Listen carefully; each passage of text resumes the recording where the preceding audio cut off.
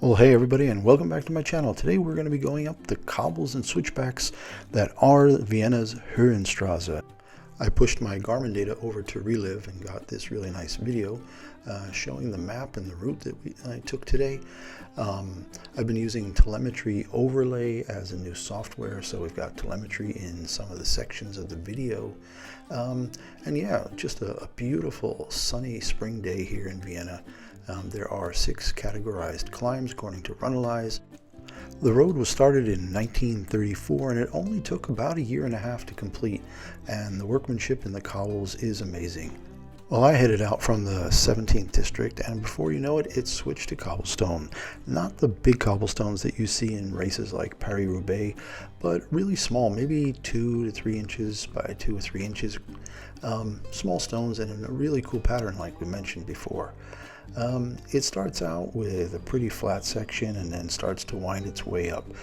There are a couple of switchbacks early on, like you see here, and I decided to get some shots of me making my way around that corner.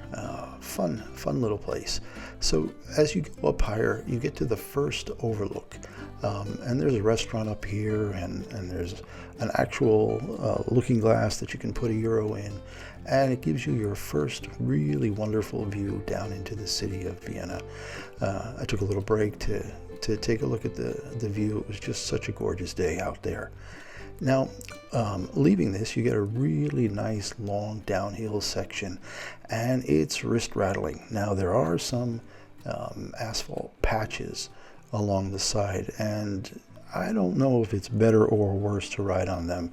When they're wider like this, it's pretty good, but if they're narrow, they've got some edge to them, and I'd rather not. It's even that there are a few potholes in certain places, so you just got to watch out for that. The telemetry data is pretty fantastic, I find. I've been using my Garmin Edge Explorer and taking the GPX file and loading it into this new software I have called Telemetry Overview, and you're able to sync up the video and the GPX file really nicely. There'll be a link below for that telemetry overlay software. It's a little pricey. It's about $140, I think, US. But if you're going to make a lot of bike videos, I think it's worth it. I'm not sponsored by them or anything like that. It just, when I've been looking around and seeing what's out there, you know, there was Verb, and that's not supported anymore, and it doesn't really work on my Mac. And then the stuff that came with the GoPro Hero 10 doesn't really work that well either. So I just looked around more and found this and been really happy with it. Really nice gauges and controls, and you can set up patterns that you can reuse easily when you make a new project. So hope to be pretty consistent there. So after that section, we start to wind our way up again. And the next stop in this area is going to be a place called Cobbles, and yep, the signs are pointing the way. If you head right down there, you go back down into Grinsing in the 19th district. You're actually up in some of the vineyards now, left and right here. There are plenty of grapes, and in the fall you do get the new wine. So it's always nice to come up here. Cobbles, there was a hotel and a restaurant up here like 150 to 200 years ago, and it failed, and the city bought it and renovated everything, and it's really fantastic now. And again, there's a parking lot with another tremendous view of the city, and they just built a new overlook, rooftop overlook, just to the right of this shot. So now the next stop is Kahlenberg, which you can see up there in the distance with the big TV and radio tower on top. So another section here with the telemetry data. I got some strange results here. I was getting speeds bouncing around like you see there, you know, 6, 9, 35 miles per hour, and you know, it seems like there are times when either the GPX file is not all that good, I'm not exactly sure what it is, but it bounces around, and then it seems to be able to catch itself and gets more consistent again, because the 25 miles an hour here were accurate. Yeah, this road, another way down to Grinsing, another one of the winery villages that used to be on the outskirts or way outside of Vienna and now is part of the city proper. There is that 38A bus that we just went by there that was goes all the way up to the top to Kallenberg and Koblenzel. So for those folks wanting to come out by public transportation, it's definitely doable with the 38A. There are also plenty of hiking trails that'll get you up here from different parts of Vienna, the end of the D line, the end of the 38 line, all get you here. There is this one stretch of about a quarter mile of asphalt as you're getting closer to the top. Here you can see we're almost at the tower. The high point is actually right here under this bridge. I think it's 516 meters above sea level, so something like 1,700 feet. And from there, it's a race down to the really large parking lot that is in Kallenberg. This place is packed on weekends. There's a good bit of tourist traffic, but it's just one of the most popular places for the Viennese to come on Saturdays and Sundays. Either they hike up or drive up or take the bus and really enjoy it. There's a couple of restaurants. There's actually a graduate school, I think a business school, and then the church over here that's from the early 17th century. And you are treated to what I would consider the best view in all of Vienna. As you can see down here over to the left behind those binoculars, you can actually see the Danube River, and you basically get to see the entire expanse of Vienna. So really, really lovely view there.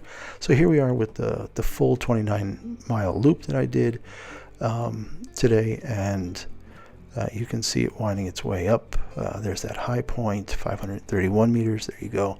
The turnaround in Kallenberg. And then I didn't want to go all the way back down the cobble, so I took a right and went down the back behind Kallenberg, and that takes you to the town of Klosterneuburg, along the Danube, along the canal, and then back into the city and back up to the neighborhood, Pritzleinsdorf, where I live. So again, really enjoy the free version of Relive. That's pretty cool. Going down the cobbles, this was a little hairy.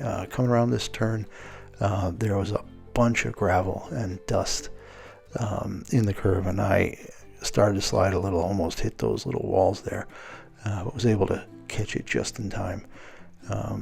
Pretty neat and windy section here. So it's never as fun going down. I mean, it's fun with the speed, but it's not fun on your wrists. I don't always appreciate that, but it's just such a cool road to ride on. So I do it several times every year. It's just good fun. Now, when I turned off, there's a road that leaves the section of Vienna called Sievering and heads out to Lower Austria. There was just a little blue and yellow sign there called Niederösterreich. That's the German word for Lower Austria. And if you choose to go down this way, it will wrap you around, like I showed you on the Relive video just a minute ago. So yeah, entering Lower Austria, and this has been recently resurfaced, and it's fantastic. A lot of motorcycles. You're going to see one fly into the picture here in just a second, and it's really fun because one, it's a really nicely paved road for much of the upper section, and then there are two different double switchbacks to go down. A lot of cyclists come out here and go down this road and get to the bottom. I think it's almost a 400 or 500 foot drop vertically over the first 2 miles, and then they turn around and go right back up. It's pretty steep. It's just really good training. I'm riding a Marin DSX1 with 45 millimeter WTB Riddler tires. So definitely not a speed demon. But I did get up, I think, to 34 miles an hour or 54 kilometers an hour towards the bottom here. So yeah, we're starting to come up to the first set of switchbacks. In the upper right, you can see this overlay of the route, the GPS route. You can see us turning into this first switchback. You know, that motorcycle that went whizzing by just a few seconds ago, he didn't seem to be able to pull away. I don't know what happened, if he went into that first curve too quickly or what, but he slowed down dramatically over the next few curves, and I was basically with him for the next couple of miles to the bottom of this section.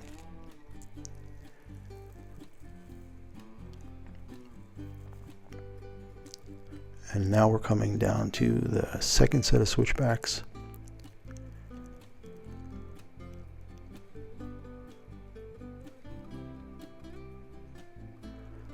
It's really fun to have just so much diversity in the cycling that's available to you in Vienna. If you saw my video last week, you saw the Donau-Insel, the Danube Island, where I ride quite a bit. It's 21 kilometers long, so basically a half marathon, 13 miles top to bottom, and you can ride on there and never see another car. So that's always great. You can ride up here on the cobblestones.